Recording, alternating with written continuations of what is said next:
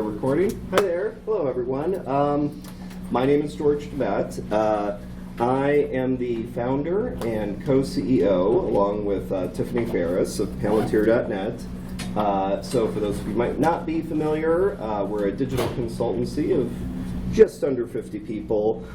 We design and develop solutions for healthcare, higher education, and public sector clients. We use Drupal, obviously, and other open source technologies. So we're a fully remote company, but our roots are here in Chicago. Many of our team members reside in the Chicago area. So I'm here today to talk about unburdening teams, unleashing potentials, new strategies for digital success. And if you're asking yourself, did he have ChatGPT generate that image? The answer is yes. Yes, I did. I'm not going to apologize for it. I'm not going to apologize for any of the other amazing images that I was up way too late last night having ChatGPT generate for my slides. So let's go ahead and get started. I want to tell a little bit of a story. A few years ago, this was, I think, it was in the before times. I attended a retreat of 30 digital agency owners, and so this was a group that kind of provides support to digital agencies. It's kind of a community that they've created. They get together, they do some sessions and conferences and get-togethers and retreats and things. And so at this event, over the course of I think it was 3 days, we were we were, I don't want to give it away, we were in Northern California. We have vineyards, right, in this AI-produced reproduction. There were about 30 of us in the group. I think 28 of us were male, and we were all white, so very diverse group. And all kind of in our 30s to 50s, running digital agencies kind of between sort of, I think, about 8 to 10 at the smallest, and I think there was one that was around 100. So really kind of the same kind of size profile you see with a lot of companies in the Drupal ecosystem. In fact, there were a couple of folks I knew from other Drupal agencies who were there. And we were talking about some of the challenges, right, that we had running our businesses, right? And so I heard people talking about these things like, how difficult it was to find work to keep their teams billable, pressure to keep rates low as expenses are continuing to go up, team members feeling overburdened with work, burning out, increased competition for senior level talent, not feeling like there's enough time or resources to do any kind of training or professional development because you got to keep the teams going, you got to keep them billable, right? And really kind of so many of the folks there, these owners of these companies who had built these companies up, who love these companies, were feeling really burned out. And and people were ready to sell their companies, to walk away from these, companies they'd spent years and years building up. And that was one, none of that I heard was a surprise to me. So I've been co-owner, co-CEO of our company for the last 27 years. So I've experienced all of those challenges and more. Had many, and these conversations were really resonant with a lot of the other kind of ad hoc conversations I have all the time with people who run Drupal digital agencies about how difficult it is to run businesses like ours, right? The ups and the downs. So the more of these conversations I've had over the years, the more convinced I've become there's something fundamentally broken about the digital agency model. So that's my first kind of bold statement of the morning. So talking about this, right?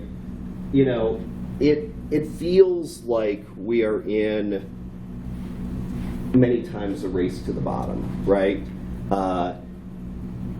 And when you talk with any kind of business consultants or accountants or folks like that, one of the biggest pieces of advice you'll get is, oh hey, you need to increase your utilization, right? That's the percentage of time that employees are spending on billable work, right? Most of us bill for our time, and so it makes sense that the more of that time that is billable that you can get paid for, right? The better it is for your company. So the rule of thumb is that a successful digital agency has a utilization rate of between 75 and even up to 90%, right? And the higher the better. Which means that there's powerful incentives for companies to fill up as much of their employees' time as possible with billable work.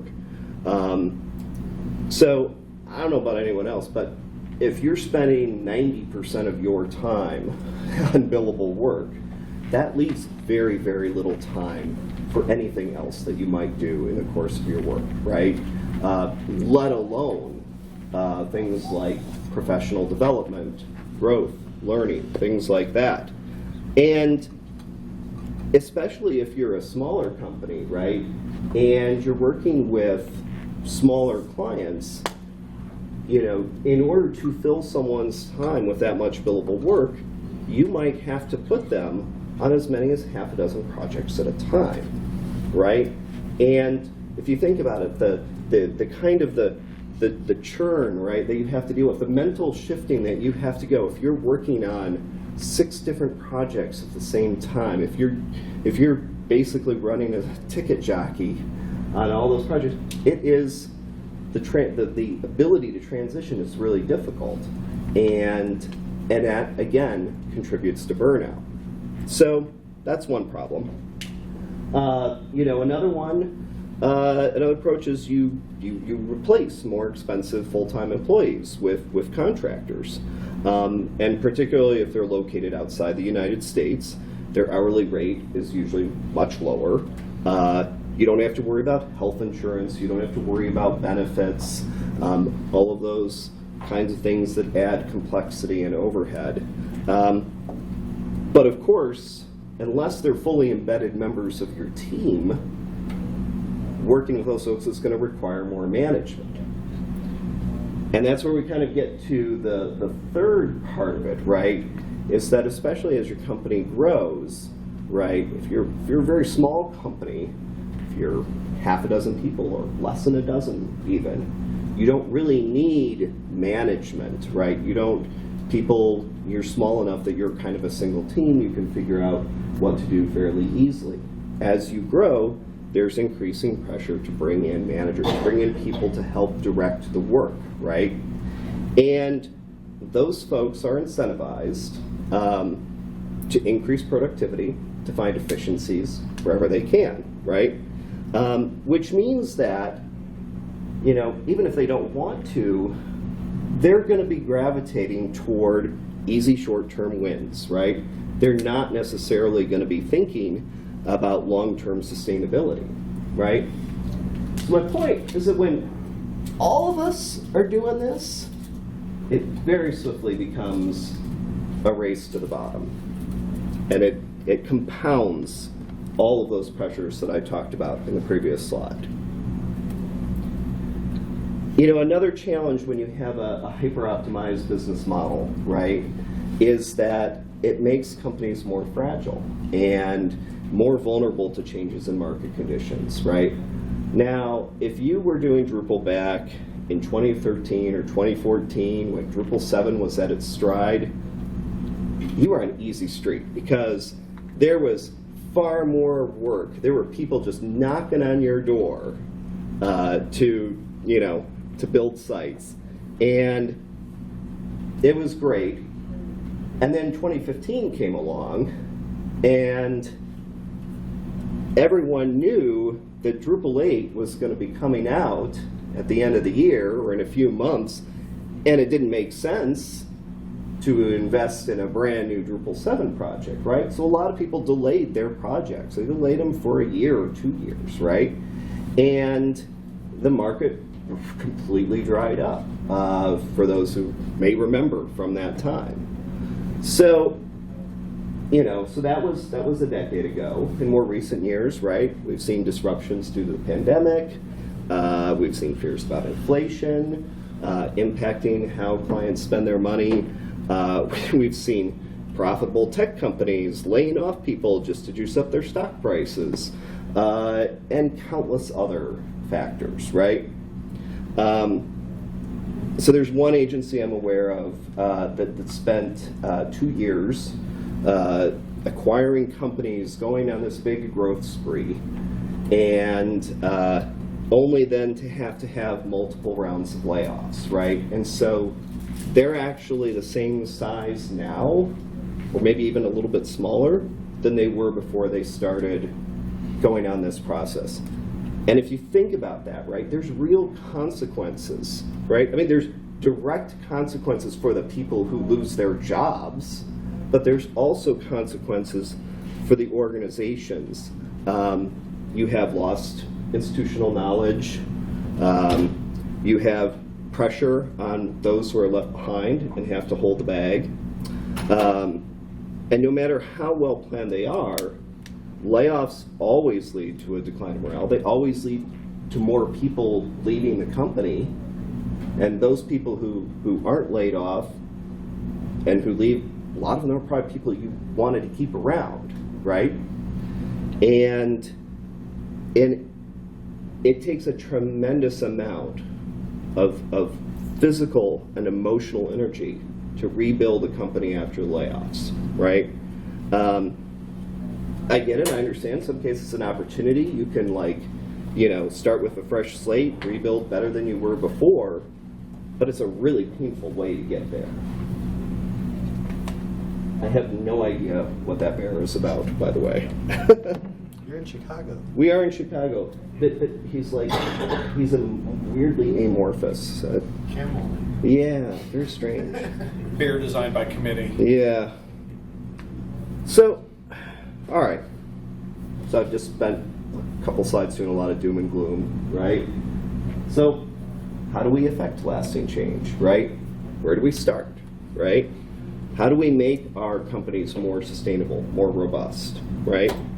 One of the things I hear very often, and a couple of years ago, there was a company who we were actually looking to acquire, and the owner of this company had a lot of really kind of deep conversations with him, and he was in this position where he's like, look, everything is on me, right? I don't really have people who can support me. Now, he had a really great, amazing leadership team at his company, but he still didn't feel like he could be fully open with them about the challenges and the pressures and the things that kept him up at night, right? And I'm talking with him, I'm like, look, it doesn't have to be this way. It can be different. And he's like, I want to believe you. I see you're doing it differently, but I don't know how to do it, right? So it's like I gotta keep food on the table, right?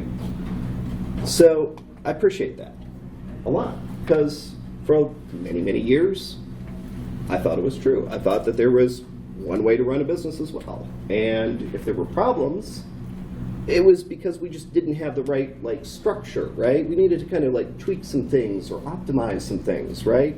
So every couple of years we would get together and we'd put a bunch of sticky notes up on a board, and we'd rearrange the sticky notes to see if we could figure out that one structure that would finally support our growth at the next level, right? So we'd put people in different roles, we'd see what worked, we'd see what didn't. And, sometimes we got some great short-term gains, but eventually the cracks would start showing and the cycle would start over again. The other thing that was becoming increasingly clear to Tiffany and I was that as our company was growing larger, and as we put in more layers of management, right, in order to provide that scaffolding to support that growth, right, we, as the owners, were becoming increasingly disconnected from the day-to-day of our team. And we were starting to see fiefdoms emerge in the organization. We were starting to see knowledge silos start to develop. And most concerning was that we saw that the company's values and culture were starting to shift in ways that we weren't necessarily on board with, right? So, after going through a few of these cycles and trying to tweak around the edges, we realized we needed to stop tinkering with the structure of our organization and try something completely different. But before I continue and talk about that, I need to make a little digression here and talk about the different planes of human development and how they can be applied to organizations. Take a little sip of water before I start that. So this chart is adapted from a book by Frederick Laloux called Reinventing Organizations. And so he's building on previous work done by Ken Wilber and others, talking about sort of different models, different mindsets, different areas of human development, and applying that to organizations and organizational structure. So the trend is from models that rely on dependence to ones that rely on independence to ones that rely on interdependence, right? So organizations that are kind of further along the scale are shown through research to demonstrate better results from increased team engagement, as well as higher levels of trust, consciousness of their work, and the impact that it has on the world around them, right? So, okay, so on the bottom left here, right, you have we kind of merged them together, red and amber organizations. Those are ones that rely primarily on power and structure to motivate people, right? So a good example of a red organization would be like the mafia, right? Power and fear to get things done, right? You know, you don't cross the boss or you get whacked, right? An amber organization would be one that relies on structure, roles, and compliance. So think like a public school system or the military, right? Where you have very kind of rigid defined roles and, you know, reporting hierarchies and things like that. Then you have these orange organizations. These are ones that are focused on achievement and growth, right? Measurable results, ROI, startups. This is very much where most startups live. Your incentives are all aligned around growth and innovation. And then you have green organizations, right? These are ones that are focused on people. They're people. They're driven by mission, purpose, values. It's the kind of organization where everyone's part of the family, right? With both the good and the not so good that comes with that, right? Green organizations can be wonderful places to work, but they can also feel a little paternalistic. And I want to be clear as I'm talking here, like there's nothing actually wrong with any of these models as long as they're fit for purpose, right? It's probably a really good thing that our military relies on structure and hierarchy. You know, if you're looking to grow quickly and make a splash in the market, then yeah, being an orange organization is the way to go.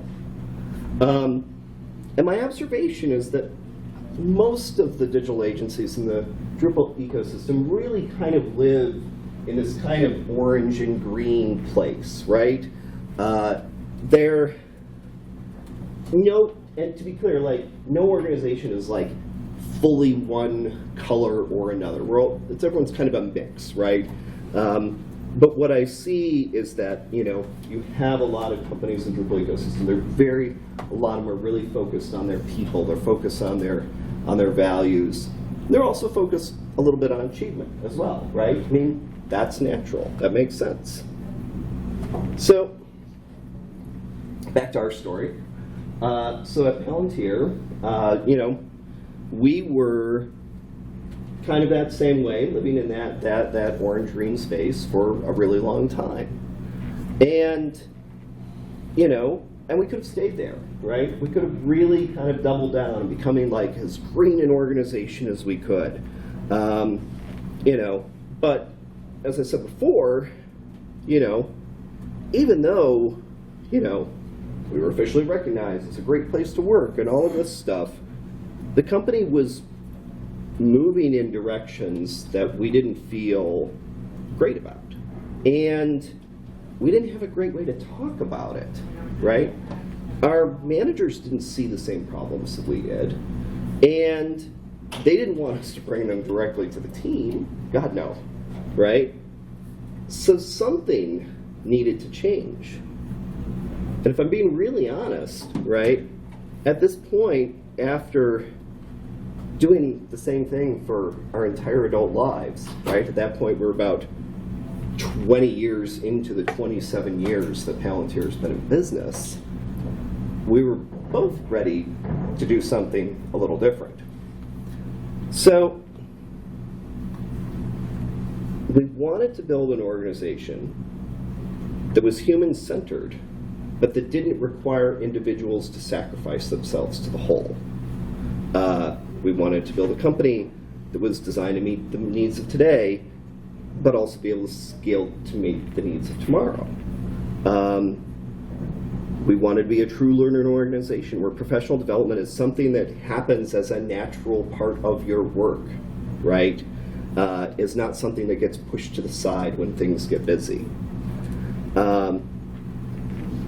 And finally, we wanted to be an agile company that was able to solve really interesting and complex problems and have a positive impact on the world, in reality, not just as the thing we said we wanted to do in our mission statement, right?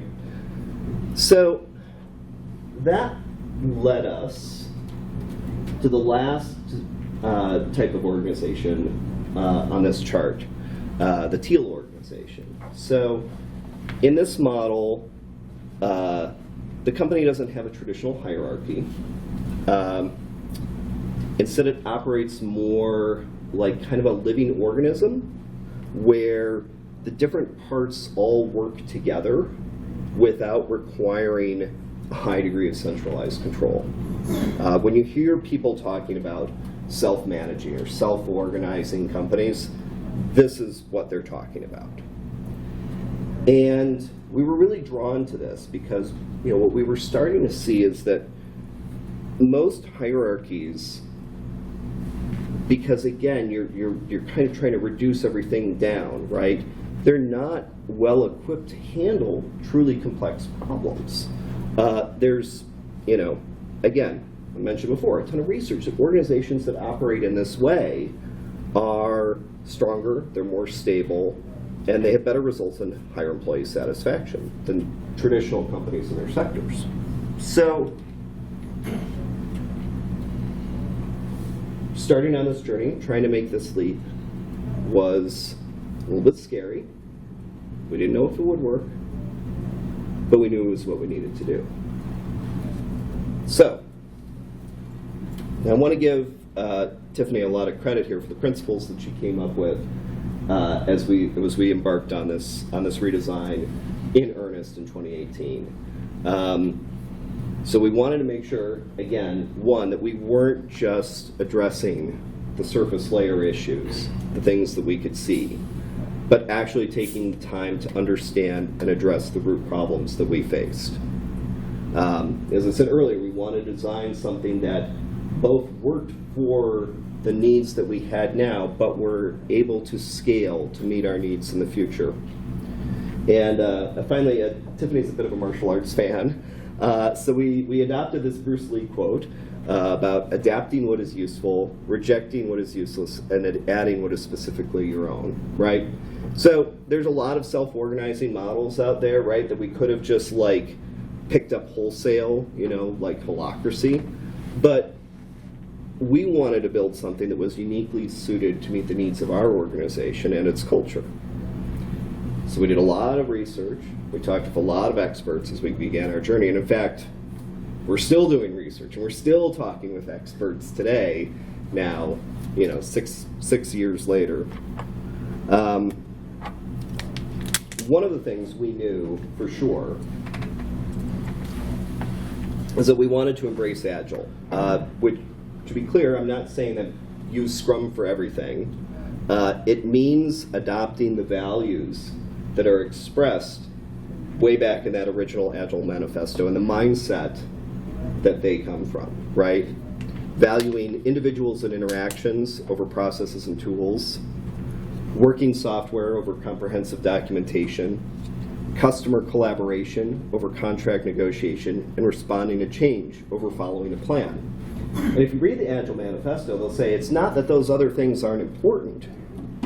It's just that we value the other things more, right?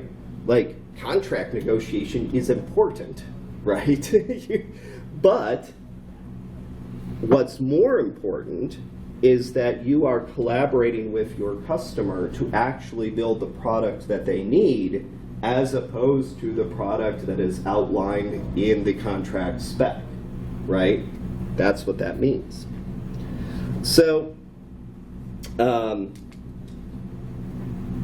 so again, so the kind of three things we came up with, right? We're being just disciplined in how we work with each other, flexible in how we're able to work with our clients, and optimize for focus and flow. And I'll get into that last point a little bit more. But I did want to talk about this graphic here, the Agile Onion. This is a graphic created by Simon Powers of Adventures with Agile, which is a kind of one of the pioneering Agile training and consulting companies. So his observation, right, is that, you know, even within a command and control hierarchy, right, you can do Agile, right? You can adopt the tools and practices. You can have Jira, right? You can have your Scrums, all of those things. But if you really want to unlock the entire thing, right, to really embrace those principles, values, and ultimately that mindset, then you are going to have to make some structural and cultural changes to your company as you make this move toward becoming a truly learning organization. So for us, what that meant is that we would experiment as we embarked on our journey, right? We would test assumptions, we'd iterate as we went based on real world feedback. So some of the things we tried early on, you know, I said we feel it was really, really important to optimize for focus and flow. Again, you know, we were in a place where, again, our managers were trying to optimize people's time and kind of slot team members in this kind of Jenga thing to make sure that everyone had something to be doing all the time. And folks were working on, you know, like I said, up to half a dozen projects at a time. So, biggest thing off the board, right off the bat, was to shift to half and whole time resourcing. People are either resourced full time on one project or half time on two projects. No one's resourced more than two projects at one time. Hand in hand with that, it's a transition to a dedicated project team, right? So when a client works with us, they're working with a dedicated cross-functional team. The composition of that team may evolve over time, depending on the needs of the project, right? But the idea is that there's as little churn as possible and that you have as many of the people who are involved at every single stage of the project, right? You don't, you know, the designer and the engineers, they work together from the beginning of the project. You don't have the the kind of throw it over the fence handoff that you see in a lot of companies. But of course then, right, to support this, right, you also need to have kind of clarity of roles, charters, working agreements. So when, again, we start a project, there are people on that team who are working on that project. They get together and they decide, okay, who's going to be, the product owner? Who's going to be the lead engineer, the architect, the designer, right? And most of the time it's like kind of pretty clear because it's like, what they do. But really getting that down and saying, okay, here's the roles on the project, here's how we're going to do this, here's how we're going to work with each other, right? If somebody in the middle of the project needs to take a vacation, how is that going to get communicated? How does the team comes up with that agreement for how that works, right? There's not like a policy that says, oh, you got to submit it to HR, so many weeks in advance and everything. What the policy says is you make the arrangement with your project team and then you let the company know, hey, I'm going to be taking this 2-week vacation, or I'm going on sabbatical, or I'm getting married and I'm going to be on my honeymoon. And the team has figured out how to navigate that and how to make sure that that person's responsibilities are covered during that time. There's no surprises. So the other thing we needed to make sure to support that, right, was instead of chasing every single interesting opportunity that came our way, right, we would instead focus on winning larger multi-year engagements where we could bring meaningful value to our clients, right? We had already begun this process kind of moving away from, these kind of smaller size projects, 6 months, less than a year, to working with clients who could support the kind of larger multi-year engagements. It turns out that the fact that we specialize in Drupal was really good for that because it's used by a lot of the kind of larger public and institutional clients that have these kinds of projects and that we wanted to work with anyway. So this phrase, nothing about us without us, this is a phrase that's been actually around for many hundreds of years. But I think it's sort of best known in recent decades as coming out of the disability community. And the idea really is that instead of telling us what to do or how to do it, we need to be involved in those decisions that impact us as people, right? And so there's a lot of tools for that, which is useful. So we introduced and started adopting the core protocols, which is kind of a very lightweight tool set of practices for just kind of checking in with each other, for making quick decisions, things like that. Liberating structures, which again provide a set of participatory tools for groups of people who are looking to do different things, whether it is making sense of a situation or making a decision or something like that. And then, other tools as well that really just are focused around supporting that engagement and participation from everyone on the team, right? Not just those people who have, the most seniority or the loudest voice. And then we developed this model, the decision tree. So the decision tree is kind of an idea that exists, right? About how you kind of assess the impact of a decision and consequently who should be responsible for it, right? So in the tree, you've got your leaf decisions, right? A leaf decision is like a simple decision you can make on your own. You don't need to involve anyone else in that decision. You know, like I need to buy a new dongle for my laptop, right? Like that's a classic example. You have your branch decisions. So the branch decision is probably one that, in our case, would impact people on a project team, right? And so that's a decision, maybe sort of, you know, what kind of tool are we going to use on this job? What sort of UX research methodology are we going to use? Again, that's a decision, right, that the team is involved in making. But it's not something that I need to weigh in on if I'm not part of that team. The team is fully equipped to make that decision themselves. You get into the trunk level decisions. Those are decisions that impact multiple teams. So that might be a decision like, what's a good one?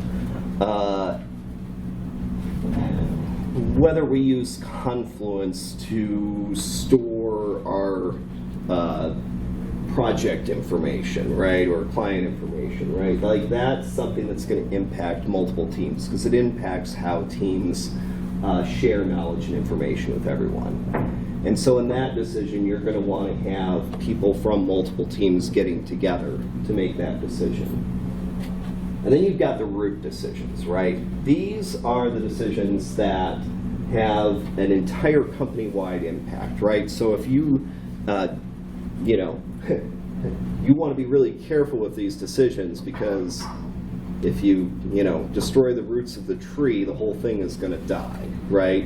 And so that is where, you know, kind of policy level decisions that impact our company's financial model will go.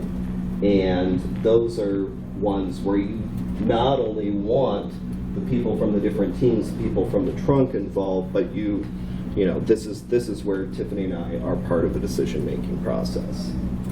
So that's a decision tree, and we've kind of elaborated that. We've got a big Miro board that really talks about how it works in the context of our organization. Another thing that we've done and do is provide quarterly weather reports that provide transparency into the financial state of the company.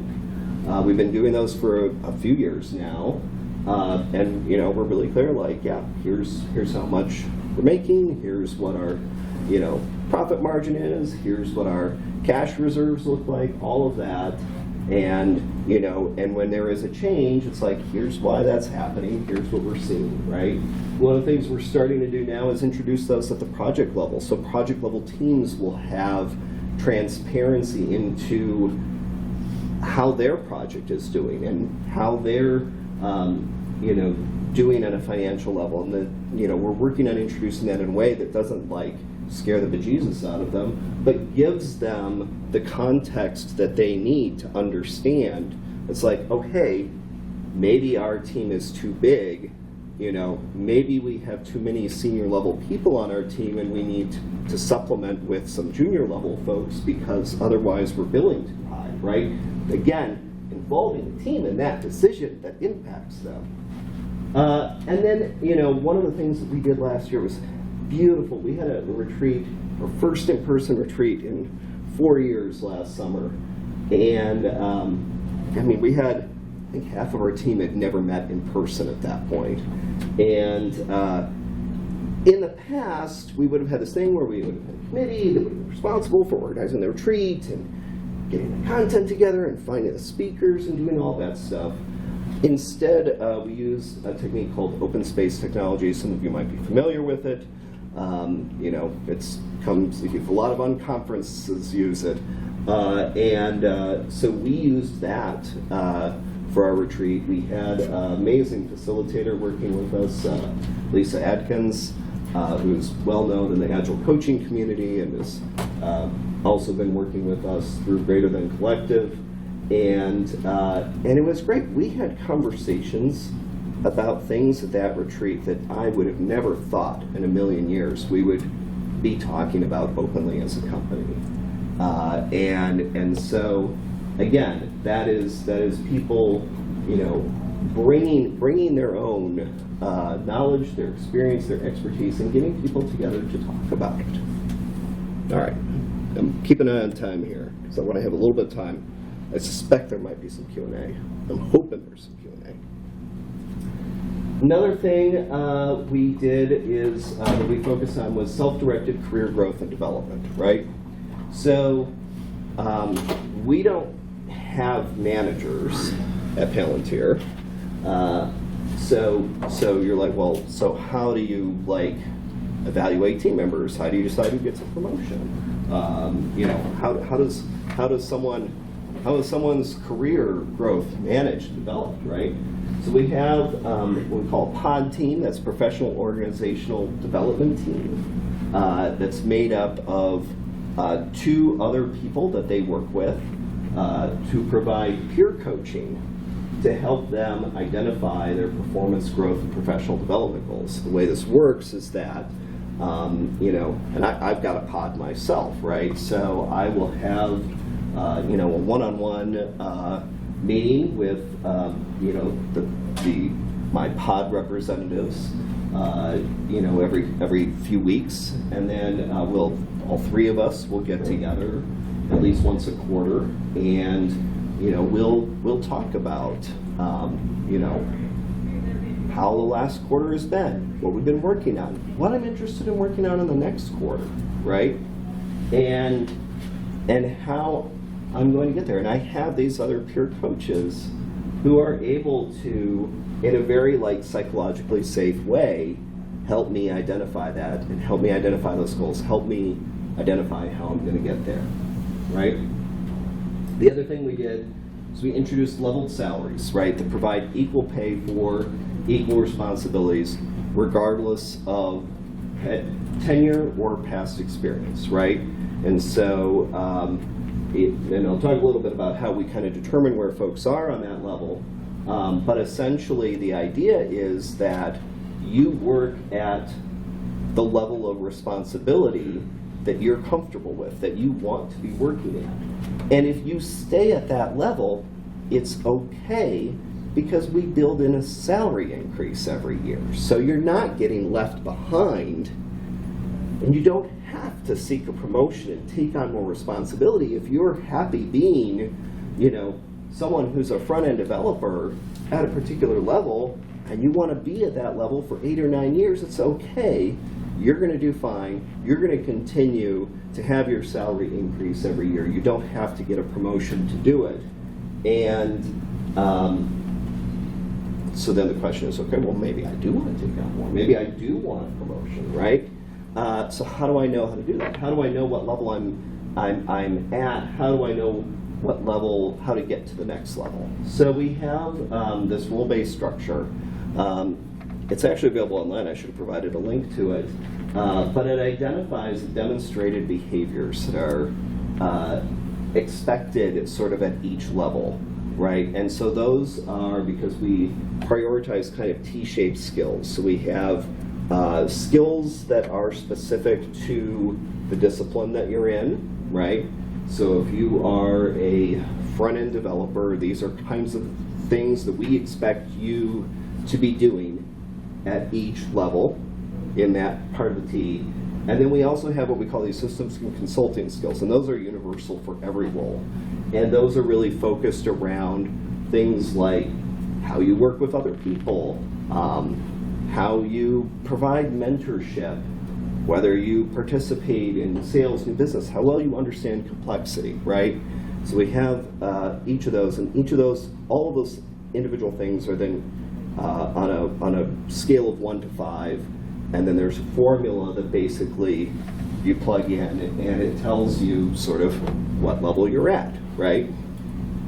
And if you're not at the level you think you should be, right, or you're like, I think I can do more, right?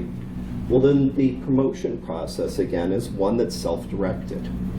And the way it works is that you get together with the other members of your pod who also participate in the scoring process, along with yourself, and you put together a packet that basically talks about what you've been doing, how you've been doing it, a personal reflection on your growth, and you submit that. We have a committee that reviews it. If there's questions or concerns, or we think someone's just completely off base, we will bounce it back. But otherwise, if it makes sense, we're like, yep, absolutely. Then you are in line for a promotion. You get your promotion basically at the next quarterly gate. And one of the things I didn't put in here was really cool. Like, we do a celebration with the whole company, and it's an opportunity where the person gets to kind of talk about their growth, and where their pod members get to talk about the growth that they've observed, and other people who they work with get that opportunity as well. So it's a really cool, special kind of event for everyone. The other thing the pod helps out with is identifying professional development opportunities at both the individual and team level, right? So, again, that is, I want to learn, how to do React. I need some professional development around that, or I want to take this Agile coaching course. But then also at the team level, we have professional development opportunities that teams can sign up for around things like some of the ones we're doing right now, around things like how to work with challenging clients might be one. And those are things that, we do that training for groups of teams that sign up for that. So it works at both levels. So, journey so far, starting to wrap up here. Since we started this, we've seen increased engagement around all levels of the organization. I want to be clear, that includes me, okay? Before we started this, I think I talked about how I was feeling a little disconnected from what we were doing and kind of where we were going. But as we've gone through this process, and as everyone has had more opportunity to engage with each other, I feel more connected with what we're doing than I ever had before. I had 3 conversations with 3 different people over the last 2 days about a problem that one of our project teams was experiencing. And we were all coming at it from different perspectives, different lenses, but we were all seeing the problem, right? And because we've been able to do that, because we've been able to actually talk about that, then that means that it's going to be easier to address that problem, because we all see it, we know it's there, and we're talking about it, right? So it's not like everything is sunshine and roses all the time. We still have problems, we still have challenges,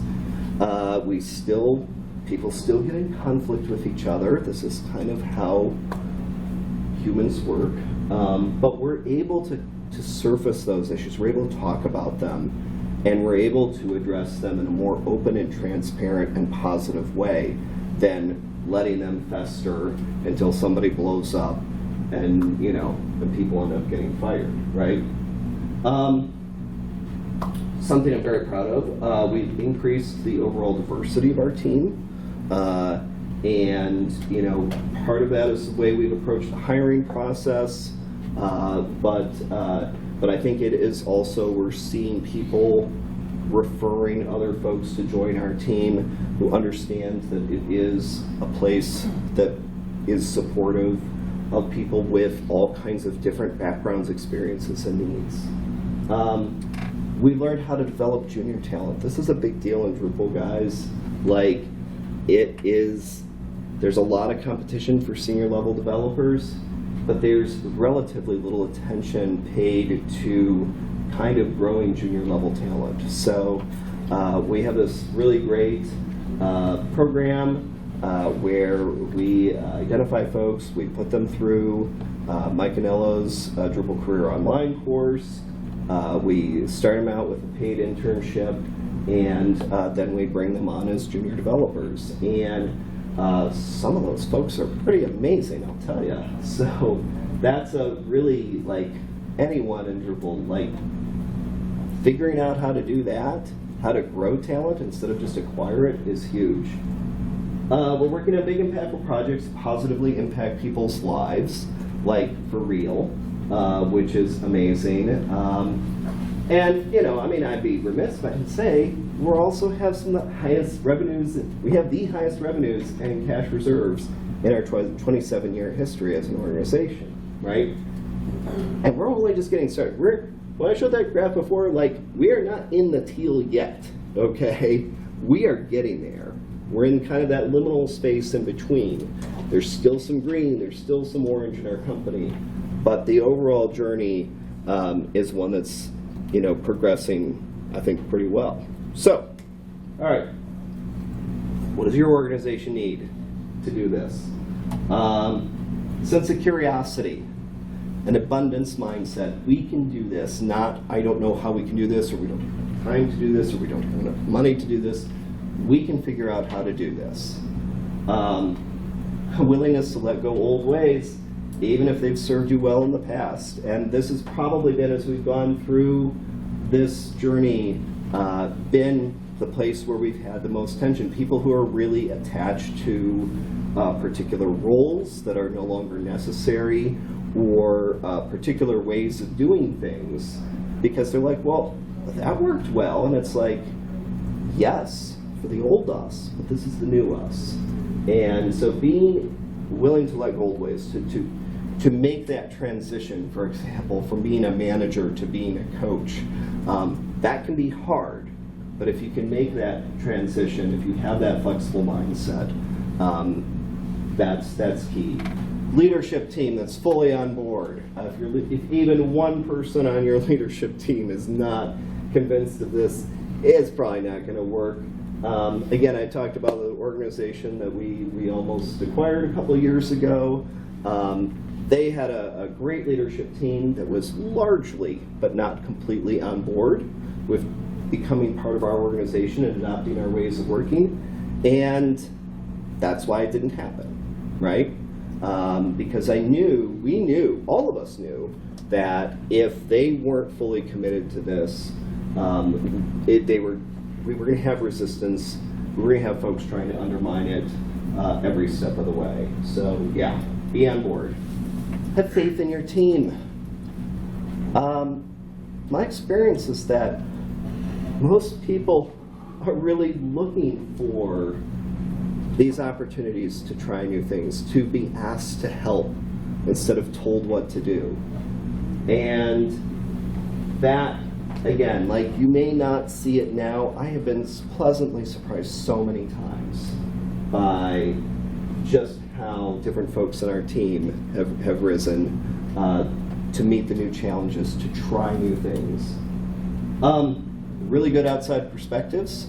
So we've worked with many different consultants and folks as we've gone through this process. The folks we're working with right now and have been for the last couple of years, a company called Greater Than, and they're kind of an international group of practitioners and coaches and experts and thought partners in different kinds of self-organizing and progressive ways of working. And they've been really, really invaluable to have along the road as we've gone through this. So, that's my presentation. Thank you. You got feedback? There's a feedback link there. Here's where you can find me on the socials. Any questions? Comments? Observations? Oh, hello. Yes, go ahead. So when you mentioned, we don't have managers, Mhm. are you referring to, like, we don't have people whose sole job is to manage other people, but you do have senior leadership roles, right? And so when you form your pods, Mhm. your groups, like you said, you're included yourself. Yeah. So do you put yourself in with, like, the senior leadership group, or how do you divide up people that way? So we kind of let people divide themselves. And when I say, so we have people in when you talk about leadership roles, I think we're a very leaderful organization. We have people in roles that provide operational support. That's something I do a lot of. We have a chief of staff. We have someone who works with our team members and make sure that, on benefits and HR and all of those sorts of things. None of us are directing what any person does on a project team. We may be responsible for saying, okay, establishing sort of where certain guardrails might exist in the organization, like, oh, hey, and being clear about those, like, okay, here's something that if we do, it will have a negative impact on the company. So we don't do that, right? And here's why. So for the senior folks, it's been a really interesting situation for the senior level folks on our team who do work on projects, right? They are very often seen as mentors. But they're actively involved in the project work. And I was talking with someone the other day who's like, I'm really frustrated because I have this other person, who's junior to him on the team, who doesn't see eye to eye with how I think we should do this, right? And so that's actually kind of his communication challenge to help that other person understand. It's like, oh, hey, I think we should do it this way because I come in with this experience, and my experience is if we do it the way you want to do it, we're going to encounter these problems, right? And to figure out how to have that conversation in a respectful way, and and then, the team may still decide to do it that way. He doesn't get a veto, but he is part of the conversation, and again, his experience weighs into that conversation. Does that kind of answer your question? Yeah, it's a longer conversation. It is. And then Randy. So the question that I have is, first I want to say, I believe that team members are absolutely the most valuable thing that a company can have. Yep. And keeping them happy and productive and inspired and with high morale Yep. is absolutely there. What I'd like to hear are some, perhaps, comparisons of what you used to be with staff to what Yep. is now. What I'm looking for is to hear maybe a story about how to connect the actions that you've taken, Yep. that you've talked about here, and how that has led to you having so much money in the bank and having a great deal of success. Because Yeah. I want to have a stronger Yeah. causal relationship. So I think the very direct causal relationship is that it feels like when it comes to project work, our team members now feel like they have the space and to be able to get into that state of focus and flow and be able to instead of just okay, here's a ticket in front of me, here's the user story, I'm going to bang this thing out, right? And I may have done, written some code that satisfies the requirements of the user story, but there's not an awareness of how that user story fits into the larger project that they're working on, right? Because this might be one of, 4, 5, 6 projects that they're working on at any one time. When you have a team that's able to get together and be dedicated and focused on a single project, on a single set of client needs, you can actually really take a look at that at a much deeper level, at a how are we delivering value for our client question, as opposed to how are we, how are we meeting? How am I fulfilling the user stories? How am I banging out these tickets? Right? All right. Like that's I think it's not a very specific story, but it is that, but it is how we are now better equipped to really focus on delivering value, how to deliver outcomes rather than outputs. Excellent. Thank you. Yeah. In your cross-functional teams, how do you handle support and how do you handle sales? Yes. So we have a team that is the support team, and actually it's our we call it our Drupal. It's the CDP team. So it's our continuous delivery portfolio team, right?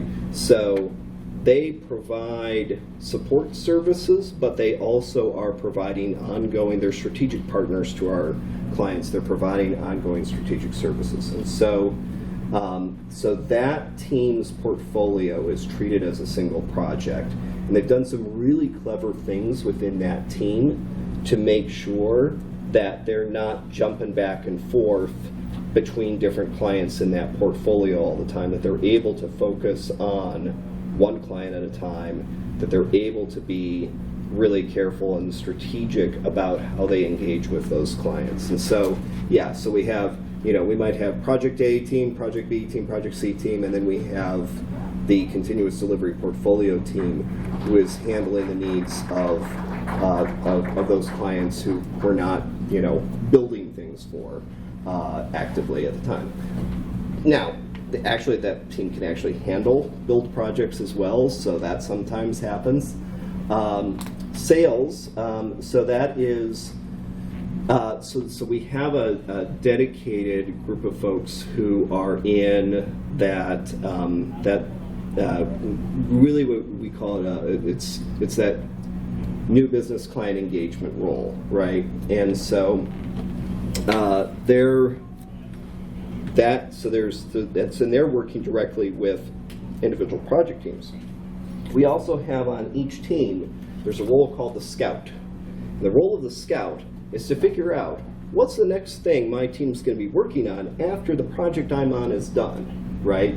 And so they will work with, with the folks in that new business team to say, okay, we've got this RFP that's come across. This will be a project that'll be a great fit for your team, and and it will start in 3 months, which is about when you're going to be wrapping on your current project, right? So they will help out with the preparation of that proposal and the development of a solution, participate in the pitches, things like that, which is actually really great because the clients actually get to meet the people who will actually be working on their projects before they've even engaged with us, which they really like. Yeah. All right. George, are you going to be here for the HANA conference this afternoon? I'm going to have to leave shortly after lunch. Sorry. Yeah. So I think I can take one more question. I see there's a huge group of people outside, and I want to let them in. So. Yeah, I was wondering about level salaries. Yes. Do you add another level if there's a team member that kind of starts to go too ambitious to kind of poke out? Do you keep adding levels, or do you cap them and potentially lose them as they transition to another company or another role just because they feel like they're providing more value? So we haven't had to do that yet because our levels. Come on in. I'm on my last question. So the levels that we have are built to really kind of encompass the entire range of salaries that would be offered at any company like ours. And so, we do have a handful of people who are toward that higher end. But I don't currently at this point see, at least not in the shorter midterm future, a need to add levels beyond that because again, we're really kind of we are accounting for the different amount, the levels of responsibility. I mean, at that high level of responsibility, you're basically the CEO, right? And so I think if we had to make a shift, it might be not in terms of how the levels are defined, but maybe how the salary grid aligns to those different levels. Yeah. Awesome. Okay. We gotta let the session in here, but thank you all very much. And thank you for your patience. Even though George can't make it this afternoon,